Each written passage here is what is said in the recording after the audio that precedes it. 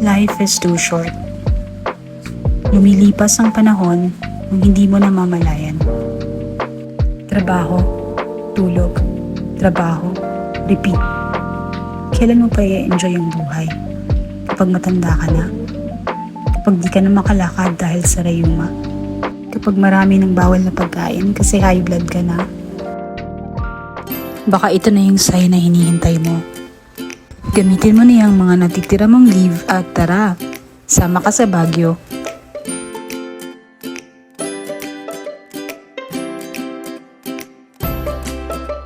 Madali lang mag-commute papuntang Baguio. Sa Cubao, halos magkatabi lang ang terminal ng Carolina at ng Solid North Pangasinan. Pwede kang mag-book online at pwede rin namang mag-walk-in katulad ng ginawa namin since biglaan lang ang lakad na to. Meron silang mga luxury buses kaya lang sa PITX ang terminal. Mas malapit kami sa Cubao kaya standard bus ang nasakyan namin. Mabilis ang wifi, may TV, may USB port for charging, at tamang-tama lang ang lamig ng aircon.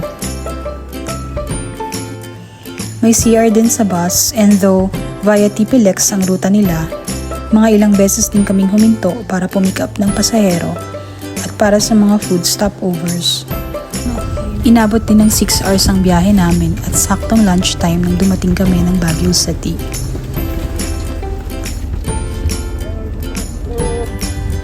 We decided na mag-lunch muna dito sa kanto before kami mag-check-in sa hotel. Since lunchtime, naghintay pa kami ng mga around 10 minutes before kami nagkaroon ng table.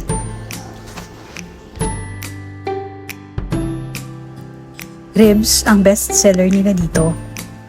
We ordered yung fam slab. Included na yung 4 sides. Pwedeng rice and mashed potato. Plus, included na rin yung salad. So, sulit talaga. Yung ribs, super lambot. Medyo nakulangan lang ako sa sauce. Yung salad is super fresh. Yung mashed potato, masarap. Yung ceviche, medyo hindi ko gusto yung lasa.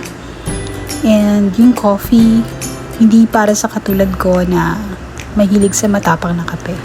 But overall, I will recommend this restaurant.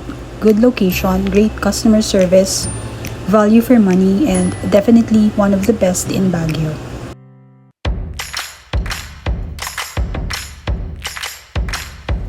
Sa may Ligarda lang yung nabook naming hotel, kaya sobrang lapit lang sa kanto. Pero nag-taxi pa rin kami kasi alam niyo naman, hardcore ang lakaran dito sa Baguio. Huwag magpabiktima sa mga salitang walking distance lang yun or malapit lang yun, kayang lakarin. Kung di mo pa kabisado ang pupuntahan mo, mas advisable pa rin mag-taxi para sigurado. Tipid tips din pala for students, PWDs, and senior citizens.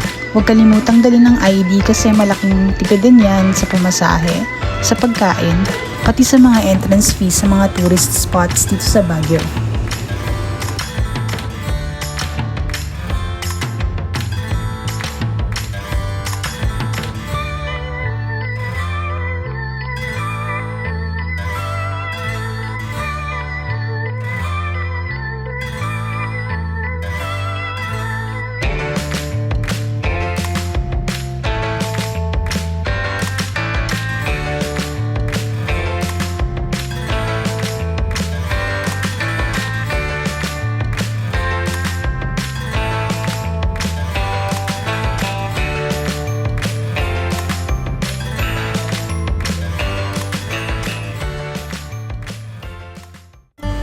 Bakit nga ba tayo nagbabakasyon? Hindi ba't para pansamantalang matakasan ang totoo nating mundo? Para mabawasan ng stress, makalayo sa mga problema, mag-reset at mag-recharge, sabi nga nila. Kaya para sa akin, importanteng part ng vacation, ang hotel or accommodation. Ang room, clean and spacious,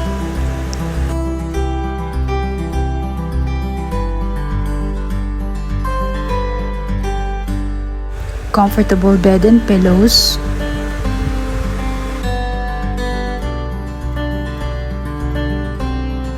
TV with cable, plus points kung may smart TV, malamig at tahimik ang aircon, and bongga kung malaki ang window at maganda ang view.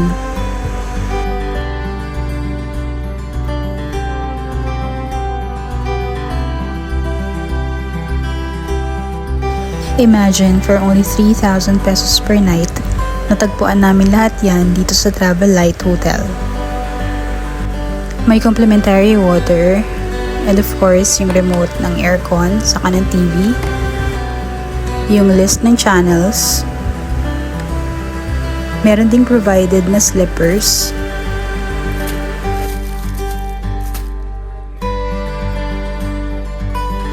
and pwede kang tumabling sa CR sa sobrang luwag.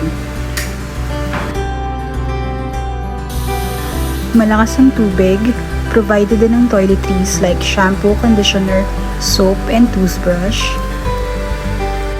Walang bidet pero may provided na tabo.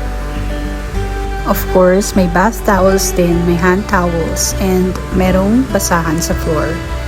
Hindi rin namin naging problema ang pagligo kasi may hot and cold shower and mabilis mag-init yung tubig. Ito talaga yung highlight ng pagstay namin dito sa Travel Light Hotel. Kung ikukumpara mo sa iba, yung amount na binayaran namin dito, siguro may free breakfast din pero malamang plated.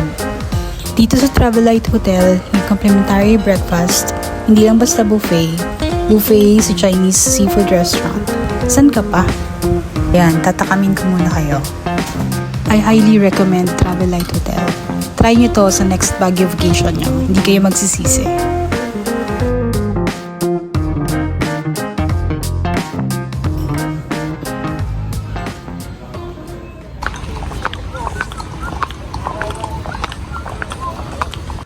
Ano nga bang meron sa Baguio City? Meron din namang park sa lugar nyo. May bike ka rin naman sa bahay nyo. Di mo nga actually nagagamit kasi tinatamad ka. Pero dito, excited ka pang magbayad at umarkila ng bike. Paikot-ikot ka lang naman. Ewan ko ba? Pag nandito ka kasi, parang nasa ibang mundo ka. Yung simoy ng hangin, iba eh. Ilang beses na rin ako nagpapabalik-balik dito pero hindi pa rin ako nagsasawa. Dahil nga madalas na kaming napupunta dito, pinili naming puntahan yung mga bagong pasyalan. Una naming pinuntahan yung Mirador Heritage and Eco Spirituality Park. 100 pesos per head, discounted ang mga bata, PWD, and senior citizens. Perfect ang lugar na to sa mga gustong mag-relax at pagmuni-muni. Sobrang tahimik at halos huni lang ng mga ibon at mga kuliglig ang maririnig mo. At ang paligid mo, punong-puno ng mga gandang halaman at mga bulaklak. Hindi kami nagkaroon ng chance na makaakyat hanggang itaas kaya hindi namin nakita ang mga main attraction dito kagaya ng Mirador Peace Memorial. Inabutan kasi kami ng sobrang lakas na ulan with matching tulog at kidlat. Kaya nag-decide na lang kaming bumalik ng Burnham Park. Hindi kasi kami nakapag-research at hindi rin kami na-inform na pwede palang magpadiretso sa itaas sa taxi. At dahil wala rin kaming magawa sa Burnham dahil umuulan nga, nag-decide na lang kaming maghanap ng kakainan. Laging kasama sa list of best places to eat in Baguio ang Cafe by the Ruins. Kaya we decided na dito mag-dinner. Nilakad lang namin siya from Burnham Park, kaya naman gutom na kami pagdating namin dito. Unfortunately, hindi kami nakaupo agad. At nung umorder na kami, sobrang tagal ding dumating nung order namin. Nag-order kami ng pinikpikan, fried chicken, and so far, ang nasarapan kami yung mechado, shrimp in a blanket, mashed potato, tsaka yung ukoy. Good location, Instagrammable, medyo mahal, must try pa din for the experience. Why not? Sa bawat pagsikat ng araw, may dalang panibagong simula. Kung hanggang ngayon, hindi mo pa rin na-achieve ang mga goals mo, huwag ka pa rin mawawala ng pag-asa. Relax ka lang kasi ang success naman, hindi lang nasusukat sa pagkakaroon ng magarang mansyon.